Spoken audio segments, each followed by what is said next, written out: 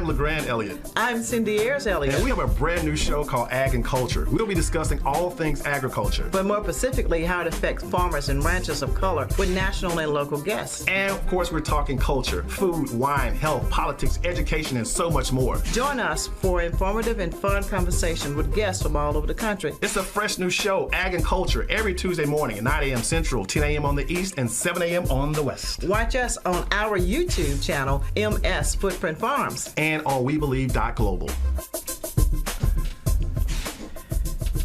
Good morning. Good morning. Happy Tuesday all over this great land. Good morning. Ag and Culture is officially on the air, episode 3. Good morning. I'm your host, LeGrand Elliott, and my lovely co-host is Cindy Ayers Elliott, and good morning to everyone. So glad to be here. Episode number 3 already. Can you believe it? It's our number 3. Wow, number 3. Hard to believe. And of course, Ag and Culture, if this is your first time joining us, thank you so much. All of our Facebook Live viewers, thank you so much for tuning in. Our We Believe family and the We Believe Network, if you're watching via their live, good morning. Everything is good?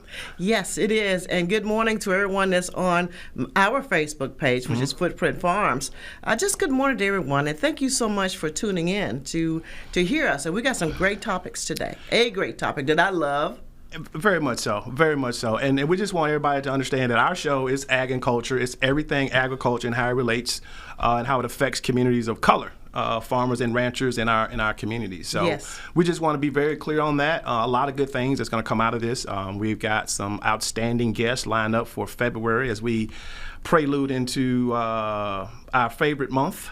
We celebrate all year, but it's our month and it's Black History Month, and what better way, I think, this morning is to really kick this thing off. So again, our show is very interactive. Yes. And we don't want to always hear ourselves talk. We want to give you some great information. I'd love to hear you talk. I really do. Flattery gets you everything, young lady. But we want this to be very interactive. So if you're on Instagram, we're at Footprint Farms. If you're Facebooking us, come to us at Footprint Farms as well. Yes. That's right. And if you want to go old school, we want to hear from you, 1-800-492-5186. Or you can call us at 601-910-5534 at the farm. Right? Yes, we can, and we're excited to hear from everyone. But we got some challenges today for our audience. I like that. Yes, and we're also going to talk about some of the great giveaways that we're about to do to get ready for coming into our month of February. Though I am a farmer 12 months out of a year, and guess what? I just happen to be Black. You notice? I mean, just a little bit. Just a little bit. But we also want to make sure that we thank our title sponsor, Heifer International USA. Yes. We announced just last week that they were our title sponsor. We're so happy to have them aboard. And if you don't know anything about Heifer, I challenge you to reach out and go to heifer.org. For over 75 years, Heifer International USA have partnered with communities of color and of all races to support local farmers, not only to build, but to sustain and also make a good living in doing it. So thank you so much for Heifer International, and look forward to positive and beautiful things to come. So thanks to our title sponsor. Absolutely, great partnership. And we know Heifer from international, but it's a big part of USA, and this is the part that we're working with the United States of America. Absolutely. So today's show, as I say, we're going to prelude into Black History Month, and I think this would be a great jump-off point where we will discuss today about 1890s land-grant colleges and universities. And a lot of times we'll hear the word 1890s being thrown around. I got a T-shirt that says 1890. Absolutely. So what we wanted to do is just kind of dive in that for some of us who may not know about 1890s, how it came about, what is a land-grant college. We'll talk about the Morrill Act, both volumes, 1 and 2. 1 and 2. Obviously, there was the one of 1862. And then there was the one that we all know as known as 1890s, which pretty much gave birth to HBCUs as we know it today. Absolutely. And that's the part that we really want to know. This is the part when we talk about how important it is to know who you are. Right. And what better way than to look at and to go and take note. of who we are as it relates to how our education really started and throughout this country, even after slavery, even before. Absolutely. What was going on. And we want to talk about that, but we want you to really get informed, but also to go out and look for yourselves. Regardless of what anyone tells you, the best way of your knowledge is to go and verify. So go and look and to learn more about our history. Absolutely, and that's kind of what we want to get into is just the history of 1890s, and obviously back then we were going through the Emancipation Proclamation. We were, and that's going to be a topic all by itself, right? And of course, during the times being led by President Abraham Lincoln.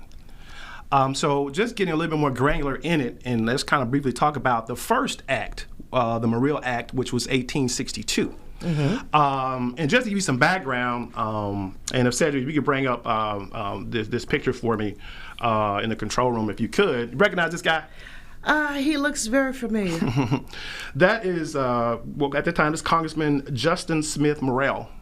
He was a Republican from Vermont that introduced, and that's why it's called the Morrill Act. Yes. Both 1862 and 1890. He was an abolitionist. He was considered one of the founders of the Republican Party, believe it or not. Just fascinating information. I didn't know a whole lot about him, but actually going back and looking, that he did play a real pivotal part in getting us to where 1890s are today. Well, and again, when you look at what was going on, with the North and the South during that time, a lot of the abolitionaries or the ones were not from the South, more right. of the southern pieces. So they were from the East Coast and the D.C. area. In this case, right. We're dealing with Vermont. Vermont. Shouts out to Brother Bernie Stannis. What's up, Bernie? But seriously, though, in 1862, obviously, Congress passed to where federal lands were given, and that each state would basically at least receive that land and be able to put one university there that solely was looking at agriculture and mechanical engineering for all practical purposes for the one in 1862. Well, when you look at 1862, of course, you look at what was happening in America, it was all about building, and the land was a big part because we had to still then and now feed ourselves. So they were looking at to put things in place to continue the new way of how we can better take care of the land, what we can do. And it was all about nature. It was all about taking care of the earth, even during that time. He's had some profound things. One of them was he wanted to have access to all under this 1862 one. And he said something that was really interesting. He said, especially the sons of toil. And the sons of toil. Yes. And he was very specific. And what he was trying to do, even during that first act, was to actually bring opportunity to the indigenous people and black people of America. And for, just that patch of sons of toil, that was almost a dog whistle in 1862 of saying this is for indigenous and black folks as well. But obviously during that time and that era, to get this legislation passed, he couldn't say this is going to benefit black people as well. So he cleverly put in here the sons of toil, which I thought was just so fascinating that he would say that. And of course, the 1862 when it was actually passed. However, it wasn't until 1890 that second act came about to actually allow the formation of what we know now as historically black colleges and universities, specifically the ones that started with agriculture and mechanical. But it was just the fact of it took 18 years later that we actually got an invite or a seat at the table in order for us to do and expound on those same things from 1862. Well, granted, it's so typical then as it is now, and what the wording goes in and the intent, but yet still what they choose to do and how they frame the policies that go with the legislation that was passed. Sure. A lot of times you hear the legislation is passed this way, but when it gets to the back room and the policies are then put in place, the good old and what's smoke-filled back room, then this is what happens. And they made sure they stayed within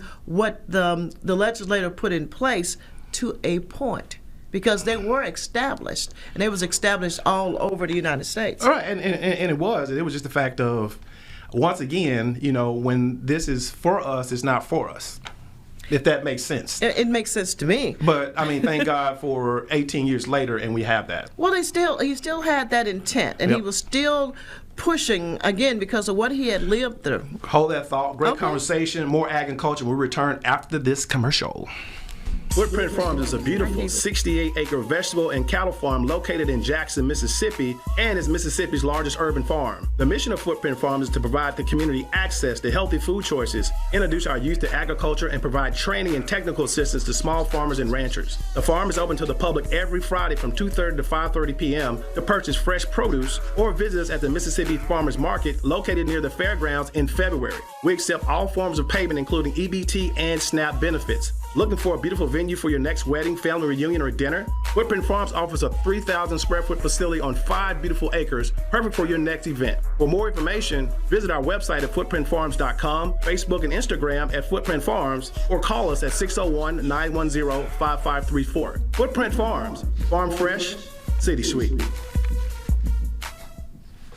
Hey, welcome back to the B Block of Ag and Culture. I'm LeGrand Elliott. And I'm Cindy Ayers Elliott. And this show is proudly sponsored by Heifer International. For over 75 years, Heifer International USA has partnered with communities and other organizations to support local farmers to build and grow sustainable businesses so they can earn a livable wage.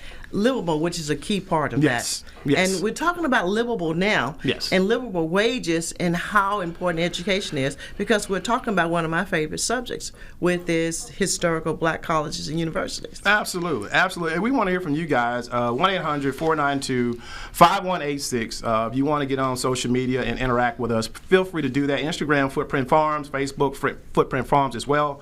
We want to hear. I mean, we've got 19 illustrious agriculture mechanical schools around this great country. We do. And the great part about this and talking about this, and I want to just I get excited about this because we're going to be talking about the very first institution that was instituted under 1890's. Do you know where it was?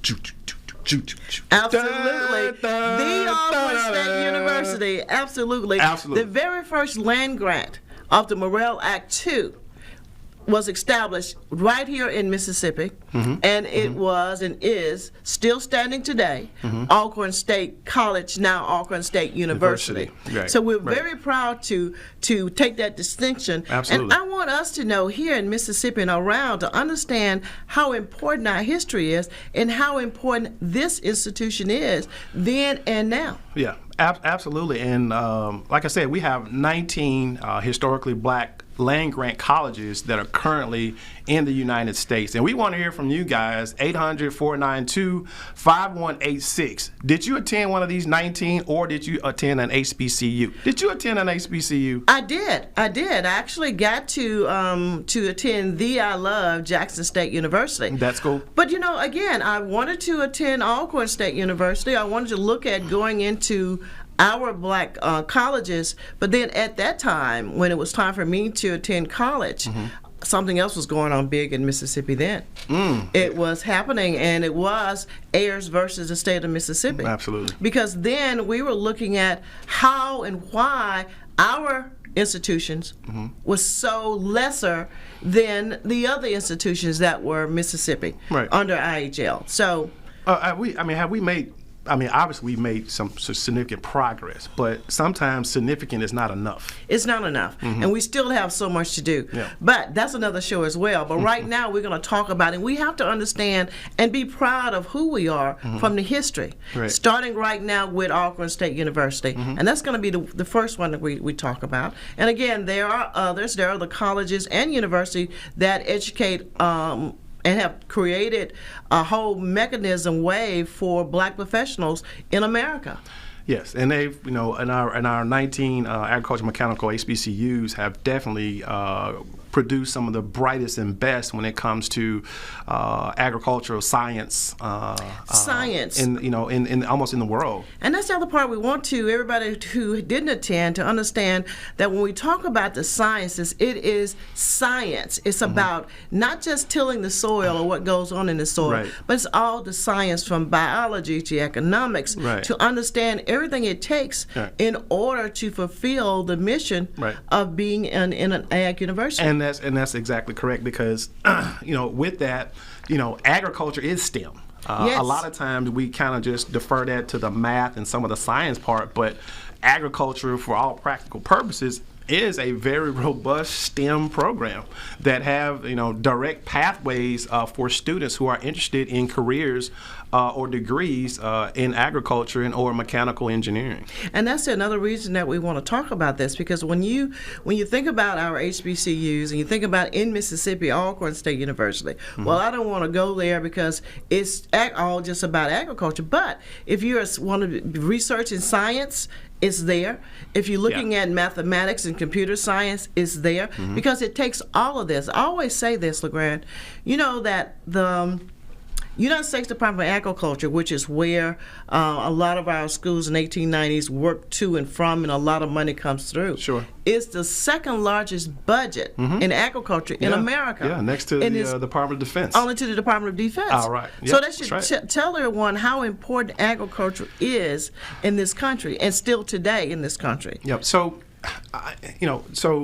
in your opinion, I think mine as well, that our 19 land grant colleges are still making a profound difference, and I guess too, how do we keep supporting them? How can we get more young folk and more young folk of color to get interested in agriculture, not just from a standpoint of people thinking it's just in the soil all the time, but all the other scientific things that go on with agriculture, from developing chemicals to developing seeds to developing fertilizers, and the research that goes along with that, to really instill and make sure that our parents are really taking a hard look at our HBCUs and what they have to offer. Absolutely, all of our HBCUs. But again, when we start talking about where we are in this country, we still think that is better somewhere else. I'm not going to say they might not have better facilities, but when it comes down to the nourishment, and I mean not off the body but also off the minds, and to help to build the character. Right. And with our HBCUs, we take in and we bring in students who want to go, who never thought they would go to college or university, and still give them the necessary tools to survive and live into their fields to wherever they go. And that's the disappointing thing, is that we produce all these folk, and just for example, you look at a Texas A&M, for example. Yes. And you look at one of our great 1890 land grants of, say, a FAMU, a Florida A&M. And when you look at it from scope and scale, we still can't be touched, because we can do so much with nothing. Why is it that it's such the disconnect, even in 2022, that these land grant colleges don't get a iota whiff of the amount of money that a land grant college like a Texas A&M? Why is it still so disproportionate? Well, it goes back again to those magic words of policies and who's sitting at the table and what formula is being put in place. But then when you go locally and you go into the states, for us, IHL, the Institution of Higher Education, sits a lot of the policies in place, because they determine what degree programs are at our public universities. Alcorn just can't say we want to put a whole nother school of engineering there unless it goes through and is approved by, and then have money to fund through IHL. So it still goes back to the policies and the people sitting at the table. But with IHL, obviously the pie has been sliced by the time it gets to IHL. But I was trying to dig deeper from the federal government, because they're the ones that's doling out this money to the Texas A&Ms, to these bigger, predominantly white land grant colleges and universities around the country, and it seems like we still don't get our fair share, and nobody is saying we want this for free or anything like that. We just want our just due. And what do we do going forward? I mean, we always say, well, contact your congressman and do this and do that. How can, at 2022, how can we evolve to just say, you know what? We want to make sure that our land grants, that our HBCUs are on equal footing. And I think Deion Sanders said it best. We're not looking for a leg up. We just want a fair shot. We just want a fair shake and on fair ground. Well, then you got to go back and again, we got to look at our history. When they were designating these universities, they also designated so much land to go with that.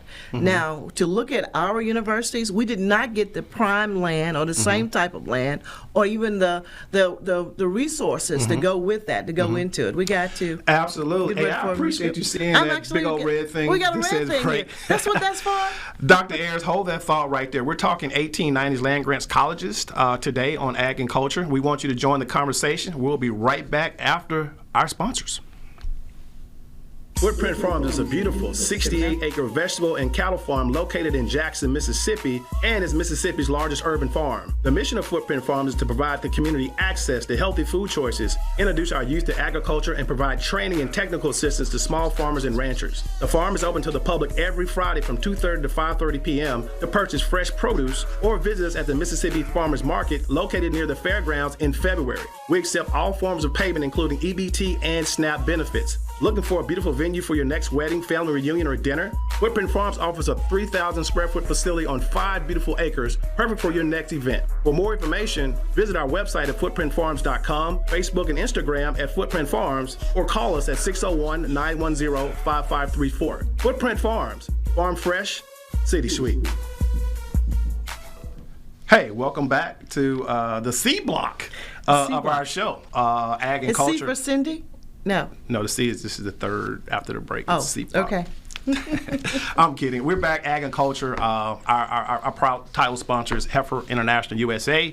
For over 75 years, Heifer International USA have been partnering with communities and other organizations support local farmers and build and grow sustainable farming businesses throughout the world and the United States. Thank you so much, Heifer, and to Pierre, who's their chairman and leader. Thank you again for all you do throughout this world, but especially for looking out for state like us and looking at what we're getting ready to do for bringing information about Heifer as well as for agriculture products. Sure. And like I said, again, we're so proud to have Heifer on board with us.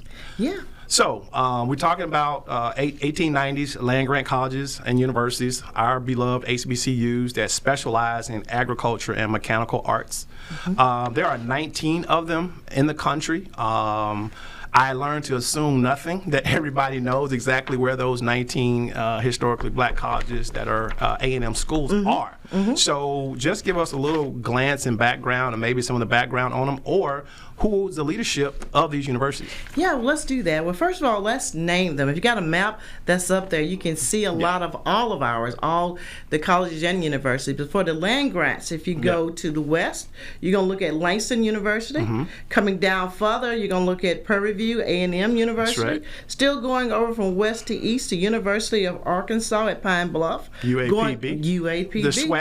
Going up to now Lincoln University. Okay. And then when you're coming down southwards from that, you're coming into Southern University and A&M College. And Southern, which is not a university system, but Southern is still a land grant. So SU, the Jaguars, some of the Macs of the SWAC, they're actually an agriculture mechanical school. Absolutely. And then you have the Alcorn State University.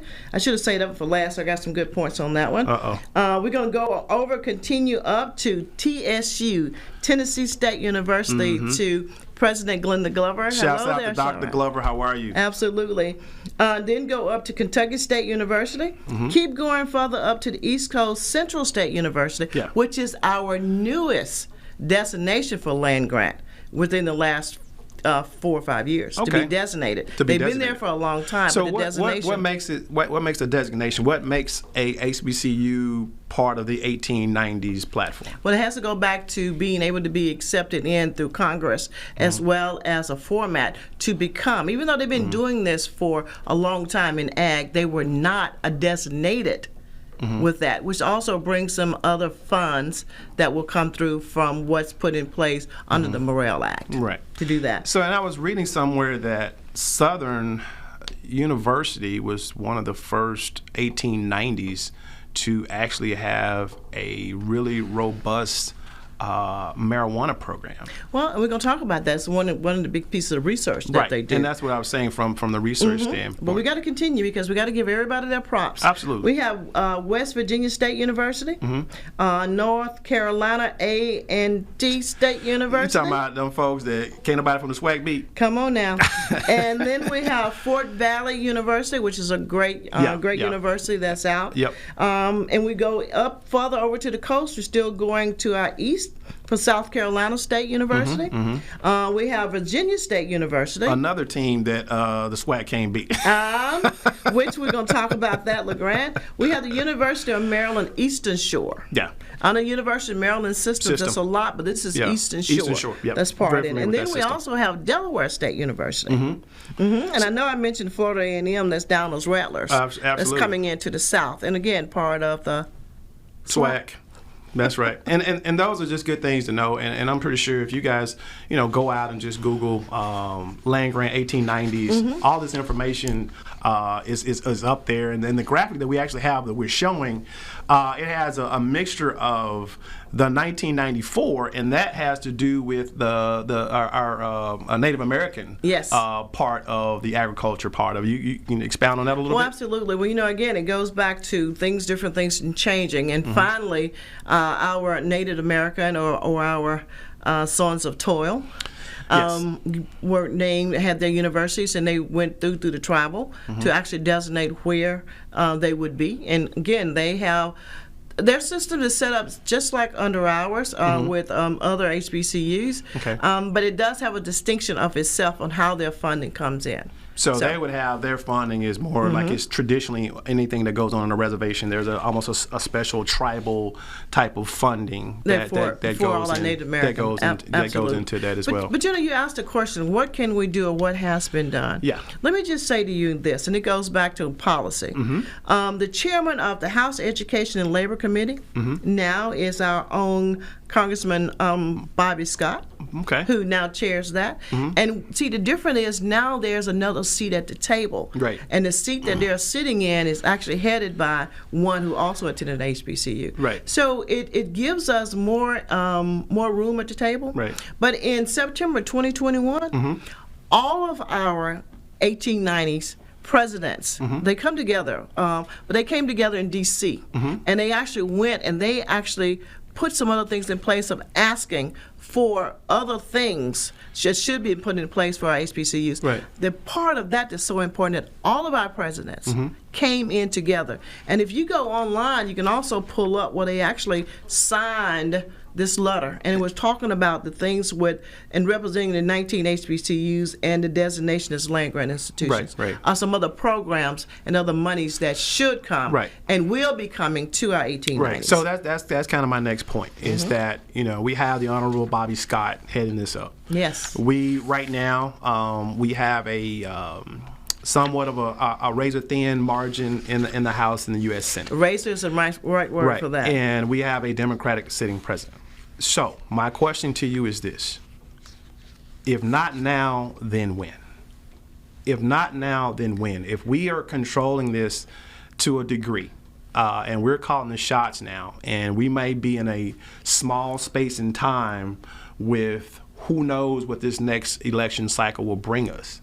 If not now, then when, if we have all these tools at our disposal, that our 19 historically black universities get their just due, or even more. I don't even like the word adequate. To me, when you say adequate funding, that means bare minimum. I mean real tangible funding, so that if people want to get on the HBCU bandwagon now, which I'm glad that they are, don't get it twisted. I'm glad that we have brought through, not in education the way I would want it to be shined on, but it's through sports, and that's okay, that now that we are really, people are taking notice.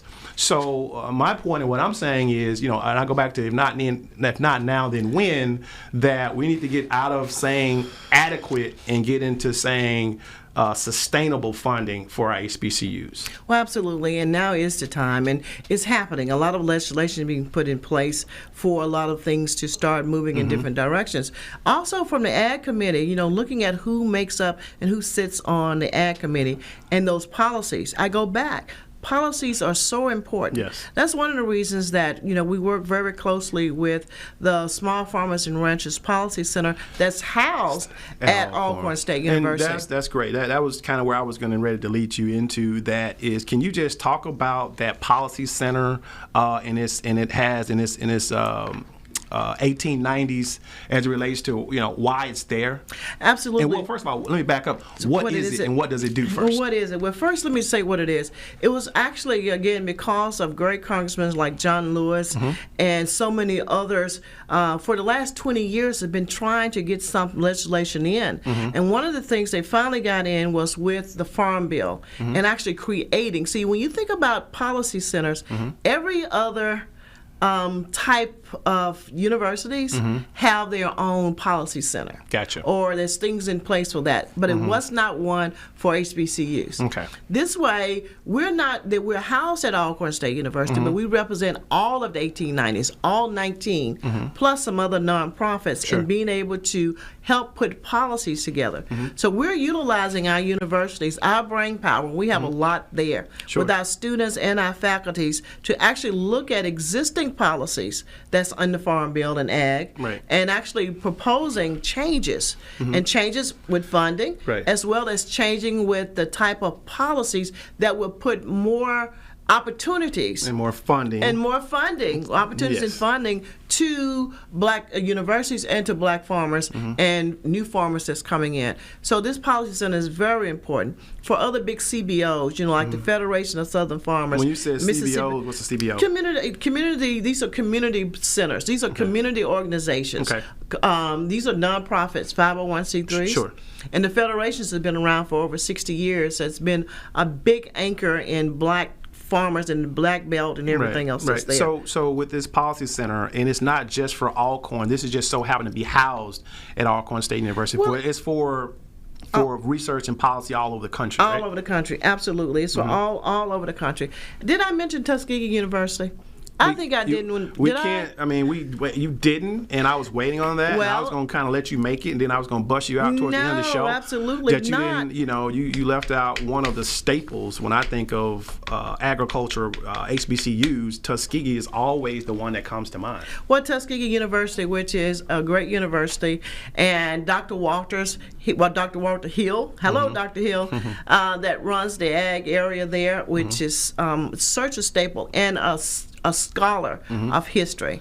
And right now we're working very closely. They're one of the universities that's actually doing a lot of research as relates to the policies for agriculture, as well as Alcorn University, peer review. So we're able to take what comes into the policy center and actually put that money, those funds, into our universities for research. Yep. And we can take that research back. So now you can talk about this is not fair. Yep. Now we can show you the numbers, and Congress can see Absolutely. what's there. And we actually take all that information to Congress. Right. Well, this 30-minute goes really fast, Yeah. so we've been getting a lot of calls like, hey, y'all need an extra 30, so we're working on that. So that's going to be a wrap for the show for today. That 30 minutes does go really quick. Dr. does. Ayers, we're talking 1890s. We'll see you for episode 4 next week. You've been watching Ag and Culture.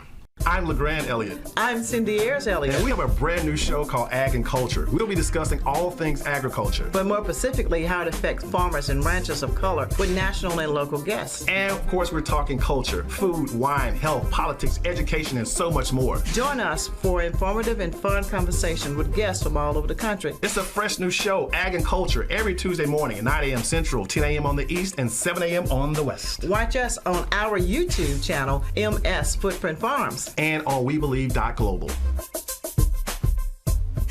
Footprint Farms is a beautiful 68-acre vegetable and cattle farm located in Jackson, Mississippi, and is Mississippi's largest urban farm. The mission of Footprint Farms is to provide the community access to healthy food choices, introduce our youth to agriculture, and provide training and technical assistance to small farmers and ranchers. The farm is open to the public every Friday from 2:30 to 5:30 p.m. to purchase fresh produce or visit us at the Mississippi Farmers Market located near the fairgrounds in February. We accept all forms of payment, including EBT and SNAP benefits. Looking for a beautiful venue for your next wedding, family reunion, or dinner? Footprint Farms offers a 3,000 square foot facility on 5 beautiful acres, perfect for your next event. For more information, visit our website at footprintfarms.com, Facebook and Instagram at Footprint Farms, or call us at 601-910-5534. Footprint Farms, farm fresh, city sweet.